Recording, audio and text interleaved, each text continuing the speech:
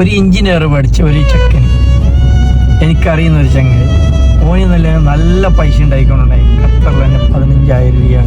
കുടുംബക്കാർ, അവൻ്റെ ഫാമിലി, അവൻ്റെ ചങ്ങായിമാർ, നാട്ടുകാർ എല്ലാവർക്കും ഇങ്ങനെ പൈസ അയച്ചുകൊണ്ടുണ്ടായി. ഇപ്പോഴത്തെ സിറ്റുവേഷൻ എന്നല്ലേ സത്യം പറഞ്ഞ് 2 മണിക്കൂർ ഉറങ്ങുന്നു. 2 മണിക്കൂർ ഉറങ്ങാൻ കാരണം എന്നല്ലേ ഓൻ്റെ ദൂർത്തടി. ഓന് കിട്ടുന്ന കൂടുതൽ എമൗണ്ട് ഓൻ ചിലവായിക്കൊണ്ടുണ്ടായി. പക്ഷെ ഇപ്പം അവൻ പഠിച്ച് ആ സമയത്ത് തിന്ന ആൾക്കാരെന്തു ഈ സമയത്തില്ല.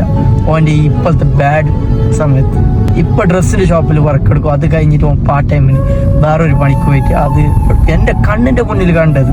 അവൻ എന്നോട് എന്നെ കരിഞ്ഞിട്ട് പറഞ്ഞുകൊണ്ടുണ്ടായി, ഇങ്ങനെ സംഭവമായി, ഇങ്ങനെ സംഭവം. അപ്പം അനക്ക് ഇനി വരുന്ന യൂത്തിനോട് പറയാനുള്ള വേറെന്ത്, എപ്പോഴും നമ്മൾ ചിലവാക്കുന്നുണ്ടെങ്കിൽ എല്ലാത്തിനും ഒരു ലിമിറ്റേഷൻ വെക്കും.